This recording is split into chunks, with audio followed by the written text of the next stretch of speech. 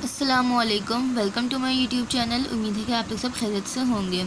आज मैं आप लोगों को क्लास फर्स्ट ईयर की केमिस्ट्री का चैप्टर नंबर 1 के न्यूमेरिकल्स जो कि स्टोशियोमेट्री है उसके क्वेश्चन नंबर 6 का पार्ट 4 to 6 करवाऊँगी। बाकी के जो पार्ट्स हैं वो मैं पिछली वीडियो में करा चुकी हूँ। तो वीडियो शुरू करने से पहले अगर वीडियो अच्छी लगे तो उसे लाइक, चैनल को सब्सक्राइब और बेल बटन को भी प्रेस कर दीजिएगा।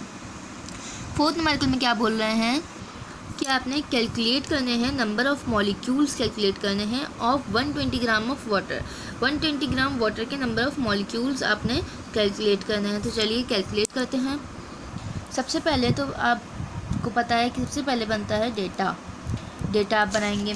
डेटा में क्या क्या चीज़ें लिखेंगे, जो जो आपको चीज़ें यहाँ गिवन हैं। सबसे पहले आपको गिवन मास जो है वो गिवन है, तो आप लिख दें given mass of water. Given mass of water आपके पास कितना है 126 ग्राम। ठीक है, अब वाटर है तो आप निकाल लीजिए मॉलिक्यूलर मास।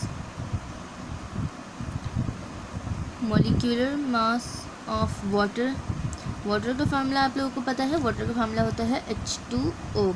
H का 2, क्योंकि H का एटॉमिक मास जो होता है वो 1 होता है, इसके साथ 2 है तो 1 मल्टीप्लाई बाई 2 कितना हो गया 2। ऑक्सीजन का कितना होता है 16, तो 16 इसके साथ कुछ भी नहीं है तो खाली 16 होगा। 16 + 2 18 ग्राम आपका इसका मॉलिक्यूलर मास निकल आया। ठीक है, अब उसके बाद आपसे क्या बोल रहे हैं, number of molecules find out करने हैं। तो लिख लीजिए नंबर ऑफ़ मॉलिक्यूल्स बराबर है क्वेश्चन मार्क के, क्योंकि ये आपको फाइंड आउट करने हैं। तो सॉल्यूशन की हेडिंग डाली आपने। सॉल्यूशन की हेडिंग डालने के बाद आप लोग सबसे पहले यहाँ पे क्या काम करेंगे, आप लोगों को पता है कि 1 ग्राम ऑफ वाटर जो है वो कंटेन करता है 6.02 मल्टीप्लाई बाई 10⁻23 मॉलिक्यूल्स। कैसे पता है ये बात, क्योंकि हर एटम के अंदर 6.02 मल्टीप्लाई बाई 10⁻23 मॉलिक्यूल्स होते हैं। तो वाटर के अंदर भी एवोगाड्रोस नंबर के एवोगाड्रो के लिहाज से इतने मॉलिक्यूल्स हैं इसके अंदर। तो आप लिख लें कि 1 ग्राम ऑफ H2O कंटेन कितने 6.02 मल्टीप्लाई बाई 10⁻23 मॉलिक्यूल्स इतने कंटेन करता है। ठीक है, जब 1 ग्राम में इतने कंटेन करता है तो इसका मॉलिक्यूलर मास कितना है 18। ठीक है, मॉलिक्यूलर मास का कितना है 18। जब 1 ग्राम में इतने करता है तो 18 ग्राम में कितने करता होगा, तो आप लिखें कि 18 ग्राम ऑफ H2O कंटेन। अभी जो 6.02 है, 6.02 मल्टीप्लाई बाई 10⁻23 डिवाइड हो जाएगा 18 से, फिर हमें पता चल जाएगा कि 18 ग्राम कितने कंटेन करता है मॉलिक्यूल्स। ठीक है, लेकिन अभी हम डिवाइड नहीं करेंगे। हमारे पास गिवन मास कितना है 126। हमें पता करना है कि 126 ग्राम के अंदर कितने होंगे। 126 ग्राम ऑफ H2O कितने मॉलिक्यूल्स कंटेन करेगा, तो हम करेंगे 6.02 multiply by 10⁻23 divide by 18 multiply by 126 से ये मल्टीप्लाई हो जाएगा। ठीक है, अब जब आप इन तीनों को डिवाइड मल्टीप्लाई करके देखेंगे तो आपके पास आंसर आएगा 42.14 वैल्यू आएगी आपके पास, मल्टीप्लाई बाय 10⁻23 मॉलिक्यूल्स, यानी कि इतने मॉलिक्यूल्स आपके पास होंगे। इतने मॉलिक्यूल्स होंगे आपके पास वाटर के अंदर। 126 ग्राम वाटर के अंदर आपके पास 42.14 मॉलिक्यूल्स मौजूद होंगे। ठीक है, ये आपका आंसर हो गया। अब चलते हैं 5th क्वेश्चन की तरफ। अब भाई 5th पार्ट में आपसे बोल रहे हैं कि मास इन ग्राम कैलकुलेट करें अगर 4.8 मल्टीप्लाई बाई 10⁻⁴ एटम्स आपके पास हैं सोडियम के। ठीक है, 4.8 मल्टीप्लाई बाई 10⁻⁴ एटम्स आपके पास सोडियम के हैं। तो भाई मास इन ग्राम को फाइंड आउट करें। तो आप कैसे फाइंड आउट करेंगे, सबसे पहले तो आप बना लीजिए डेटा। ये क्वेश्चन नंबर 6 का पार्ट 5 है। ठीक है, सबसे पहले डेटा बनाया। आपके पास जो चीज़ें इसमें गिवन है ना सवाल में, वो सारी चीज़ें आपने डेटा में लिख लेनी है। सबसे पहले देख लें कि आपको क्या जो आपको समझ में आ रहा है वो आप लिख लें। सबसे पहले हमें समझ में आ रहा है 4.8 नंबर ऑफ़ एटम्स दिए हुए हैं, तो हम यहाँ पे लिख लेंगे नंबर ऑफ़ एटम्स बराबर है 4.8 मल्टीप्लाई बाई 10⁻24। ठीक है, ये दिए हुए हैं आपको atoms.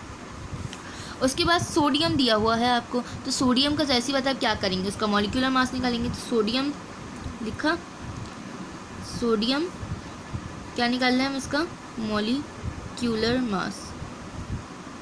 Molecular mass of sodium का कितना होता है 23, ये पता होना चाहिए 23 ग्राम, ठीक है। उसके बाद अब यहाँ पे आपसे क्या बोल रहे हैं, और कुछ नहीं दिया हुआ आपको, बोल रहे हैं मास इन ग्राम फाइंड आउट करें, यानी कि मास आपको फाइंड आउट करना है, तो क्वेश्चन मार्क। तो सॉल्यूशन लिखें आप सबसे पहले, ठीक है। सॉल्यूशन लिखने के बाद आप यहाँ पे क्या करेंगे, मास निकालने का जो फॉर्मूला होता है वो होता है मास बराबर है moles multiply by molar mass. अब ये फार्मूला कहाँ से आया, ये फार्मूला कहाँ से आया, ये फार्मूला नंबर ऑफ मोल्स बराबर है given mass upon atomic mass से आया। ये आपका एटॉमिक मास हो गया और ये आपका मास हो गया। उस फार्मूले को हमने अरेंज करके उससे मास निकाला है, ये लिख दिया है यहाँ पे, मास बराबर है moles multiply by molar mass, ठीक है। वो फार्मूले को अरेंज किया है हमने यहाँ पे अपनी रिक्वायरमेंट के मुताबिक। अब इसके लिए हमें क्या क्या चीज़ें, ये फार्मूला लगाने के लिए हमें क्या क्या चीज़ें ज़रूरी हैं, मास निकालने के लिए नंबर ऑफ़ मोल्स होने चाहिए आपके पास, जो कि हमारे पास यहाँ पे है नहीं, ठीक है ना। तो नंबर ऑफ़ मोल्स निकालेंगे हम, तो यहाँ लिख लें आप for number of moles. Number of moles के लिए अब हम यहाँ नीचे काम करेंगे। तो मोल्स निकालने के लिए एक फार्मूला ये भी होता है कि मोल्स बराबर है नंबर ऑफ़ एटम्स, ये नंबर ऑफ़ एटम्स का फार्मूला होता है, number of atoms upon Na, ये फार्मूला पढ़ा होगा, ठीक है। ये फार्मूला होता है मोल्स निकालने के लिए, ये फार्मूला भी इस्तेमाल होता है। नंबर ऑफ़ एटम्स कितने दिए हुए हैं आपको, 4.8 मल्टीप्लाई बाय 10 की पावर 23, यहाँ लिख लें 4.8 मल्टीप्लाई बाय 10 की power 24 divide by Na, Avogadro's number कितना होता है 6.02 मल्टीप्लाई बाय 10 की पावर 23। तो जब ये डिवाइड होगा तो ये 24 से 23 कैंसिल हो जाएगा, 10 की पावर 1 बच जाएगी, जो कि हम लिखते नहीं है। और 4.8 को जब आप डिवाइड करेंगे 6.02 से, आपके पास आंसर आएगा 7.97 मोल्स। ये आपके निकल गए नंबर ऑफ़ मोल्स, ठीक है जी, ये आपके नंबर ऑफ़ मोल्स निकल गए। अब जबकि ये सारी चीज़ें आपके पास रिक्वायरमेंट इस सवाल की पूरी, इस फॉर्मूले की पूरी हो गई है। नंबर ऑफ़ मोल्स भी हैं आपके पास, मास भी, गिवन मास जो है वो भी है आपके पास, ठीक, मतलब जो है मोलर मास वो भी है आपके पास। तो अब आप मास कैलकुलेट कर सकते हैं। तो इस फार्मूले में लगा दीजिए, मास बराबर है, मोल्स कितना है 7.97 मल्टीप्लाई बाय मोलर मास कितना है आपके पास सोडियम का 23। जब आप इससे मल्टीप्लाई करेंगे तो आपके पास आंसर आएगा 183.31 ग्राम, जो कि आपका मास निकला है, और यही आपका फुल एंड फाइनल आंसर है, ठीक है। ये यहाँ पे सवाल ख़त्म हो गया कि आपने मास निकाल लिया है। अब चलते हैं 6 क्वेश्चन की तरफ। अब भाई इधर सवाल में इन्होंने बोला कि कैलकुलेट करें number of formula units, number formula units आपको कैलकुलेट करने हैं इन 333 gram of calcium chloride, calcium dichloride, ठीक है। यानी कि आप कैलकुलेट करें नंबर ऑफ़ फार्मूला यूनिट्स को 333 ग्राम ऑफ कैल्शियम क्लोराइड की। तो डेटा बना लें सबसे पहले, और आपको दिख रहा है यहाँ पे आपको मास दिया हुआ है, ठीक है, गिवन मास। तो आपने सबसे पहले गिवन मास लिख लेना है। गिवन मास बराबर है 333 ग्राम, ये आपने लिख लिया। किसका है ये, CaCl2 लिखें, गिवन मास ऑफ CaCl2 लिख लें, जो भी मर्जी लिख लें, मैंने शॉर्टकट में बता दिया, गिवन मास आपको दिया हुआ है, ठीक है। देन उसके बाद CaCl2 है, जाहिर सी बात है इसका मोलर मास भी निकलेगा।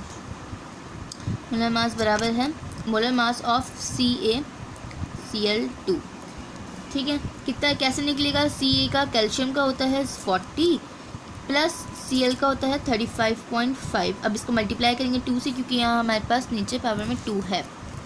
तो आपके पास जो वैल्यू आएगी वो वैल्यू आपके पास आएगी 111, यानी कि 111 ग्राम आपके पास आ गया, 111 ग्राम आ गया। उसके बाद आपने क्या फाइंड आउट करना है, नंबर ऑफ़ फार्मूला यूनिट। तो आप लिख लें नंबर ऑफ़